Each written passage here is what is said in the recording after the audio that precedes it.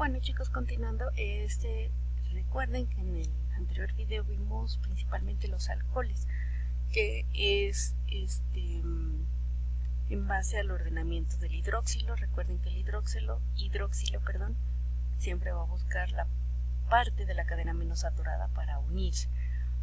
Bueno, continuando con esto, vamos a ver lo que son los éteres. En este caso va a haber un grupo funcional R o R', ¿ok? Que sería el éter. En este caso, en los éteres, un átomo de oxígeno enlaza dos radicales de alquilo, que sería R unido a O con R', como habíamos mencionado. Y en los éteres se pueden considerar derivados de los hidrocarburos por sustitución de un hidrógeno por el radical OR o el alcoxi, o bien derivados de los alcoholes si consideramos que el hidrógeno del grupo hidroxilo se ha sustituido por un radical de alquilo. En este caso, si los dos radicales de alquilo son iguales, se dice que el éter es simétrico, y si son diferentes, es asimétrico. Obviamente van a tener un tipo de nomenclatura. En este caso, la IUPAC, recuerden que es la que va a regular todo este tipo de situación de nomenclaturas, y ella es la que considera los éteres como alcanos con un sustituyente alcoxi. Como estructura fundamental se considera el alcano más complejo. En este caso se nombran los radicales por orden alfabético unidos al átomo de oxígeno seguidos por la palabra éter. Por ejemplo, tenemos el CH3 unido al CH2 y tenemos de forma central un oxígeno, que nuevamente sería como un espejo, ¿no?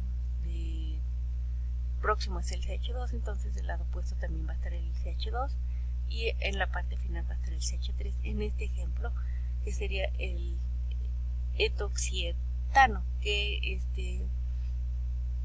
sería el éter considerado, o también su nombre dietiléter, que sería un éter, ¿ok? En otro ejemplo, por ejemplo, sería el CH3 unido al oxígeno, que va a estar unido al CH2 con el CH3. Este caso sería, si se fijan en el inicio, pues está el metano, sería el metoxietano o etilmetiléter, ¿sí? Y el último de nuestros ejemplos, sería el etoxibenceno con o etilfeniléter, ¿ok? En este caso, los alcoholes y los éteres presentan isomería de función, ya que pueden presentar la misma fórmula empírica y tienen distintos grupos funcional, o sea, distinta función química, como el dimetiléter o el etanol, que tienen unión CH3 unido al oxígeno con el CH3 nuevamente, o que es CH3 unido al CH2 con el hidróxilo. Así es que, obviamente, en esta parte, cuando nosotros nos fijamos en su estructura o en su acomodo de las moléculas, notamos nosotros la diferencia, pero realmente si viéramos su fórmula empírica, no su fórmula, vería, tal vez no nos diéramos cuenta nosotros de estas separaciones. Si se fijan, tenemos 4 carbonos con 6 hidrógenos y un oxígeno. Y en la parte inferior también seguimos teniendo dos carbonos con 6 hidrógenos y un oxígeno, ¿sí? Así es que por eso, reiterando que eso es la isomería, ¿no? Que tengan la misma fórmula, pero que en su acomodo va a ser distinto y por ende sus propiedades van a ser distintas o van a haber variaciones. Bueno, nada más era eso, ¿no? Ver que también pueden haber isomerismo en este caso, pero obviamente por su acomodo va a ser distinta función química. Bueno, de los éteres también vamos a tener por grupo funcional como por ejemplo el carbonilo. El grupo carbonilo consta de un oxígeno unido mediante un doble enlace al carbono, y puede estar situado en un carbono primario o en uno secundario. De los carbonilos vamos a tener por ejemplo los aldehídos, que en los aldehídos el grupo carbonilo se encuentra en un carbono primario. Su nomenclatura del aldehído tienen preferencia sobre cetonas, alcoholes, éteres e insaturaciones. por lo que la cadena se va a empezar a enumerar por el extremo en que se encuentra el grupo carbonilo. Se nombra cambiando la terminación del hidrocarburo por al, y cuando el grupo CHO se encuentra unido a un ciclo se nombran con el nombre del ciclo y la palabra carbaldehído. Por ejemplo, ¿a qué nos estamos refiriendo? Acá tenemos el HC unido con un doble enlace al oxígeno y con un enlace simple al hidrógeno. Su fórmula, o bueno, su estructura mejor dicho, sería HCHO y su nombre sería metanal.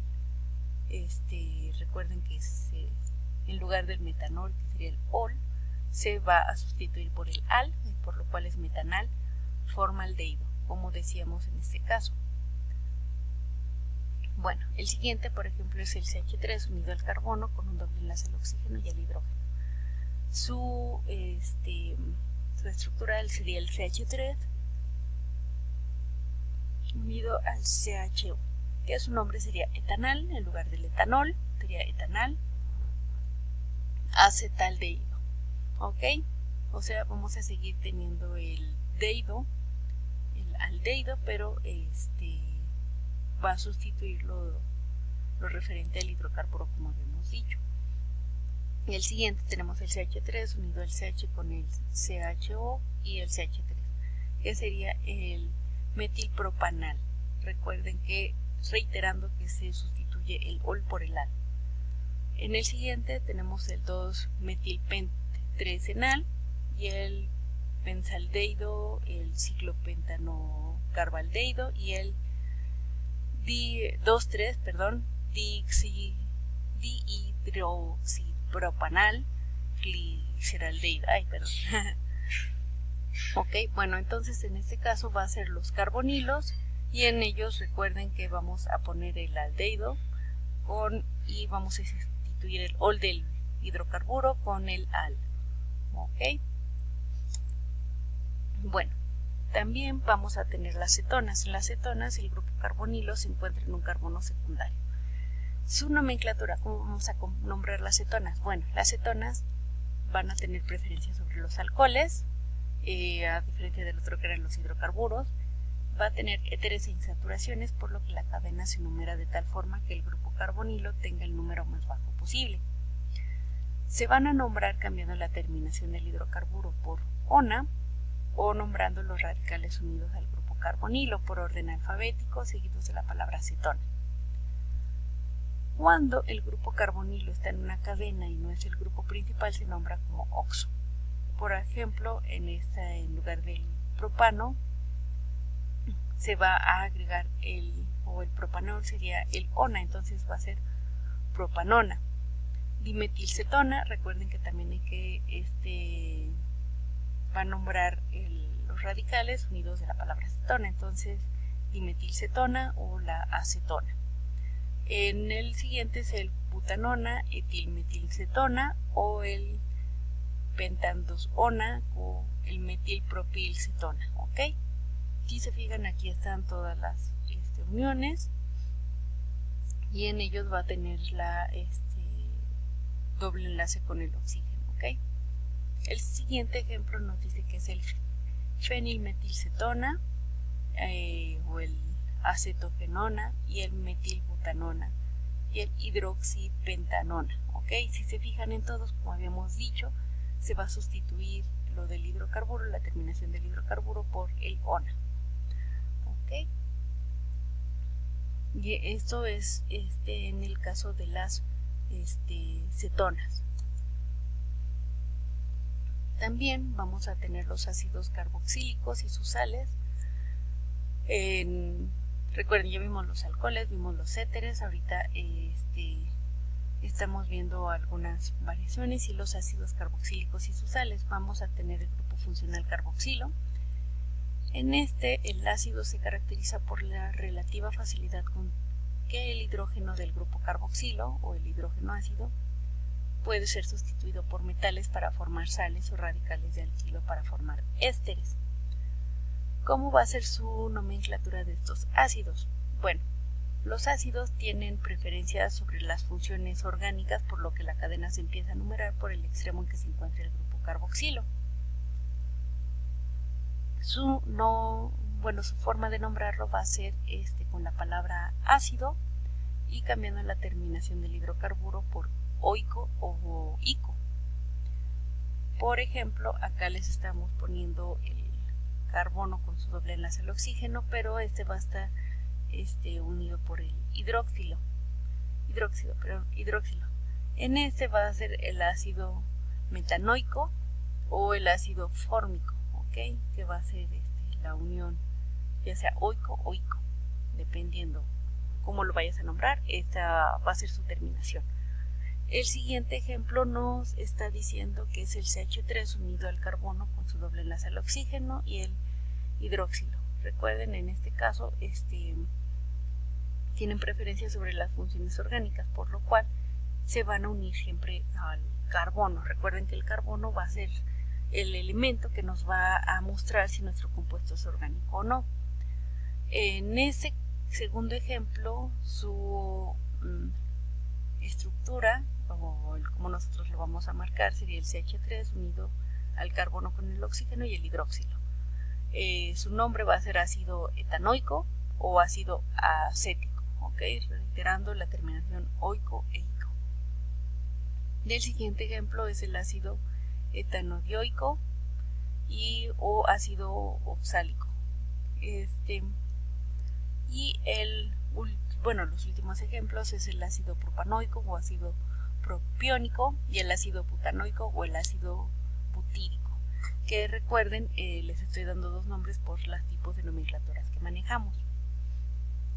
Bueno, también vamos a tener las aminas, que son derivados de los hidrocarburos, que en este caso se sustituye un átomo de hidrógeno por el grupo NH2, que es el amino. Por eso el nombre de las aminas, ¿ok? También pueden considerarse derivados del amoníaco, que es el NH3. En este caso se sustituyen sus hidrógenos por radicales de alquilo. Según el número de hidrógenos sustituidos podemos tener aminas primarias, secundarias o terciarias. En este caso vamos a tener, por ejemplo, el radical unido al NH2, que sería el amino, por lo cual su nombre sería amina primaria. En el siguiente es el radical unido al amino con otro radical secundario, que sería, por lo cual, como es un radical secundario, amina secundaria. Y en este caso es un radical unido al nitrógeno con un radical secundario y un radical terciario, por lo cual es una amina terciaria. ¿Cómo se consideran derivados de los hidrocarburos? Las aminas primarias se nombran reemplazando la terminación del alcano por amina, que es la recomendación de la IUPAC, por lo cual en este ejemplo ya sería el metanamina o el etanamina y el benzenamina anilina. ¿Ok? Recuerden que en este caso estamos terminación del alcano por amina. Esto por que tienen el NH, ¿ok? Bueno, continuamos en el siguiente video, chicos.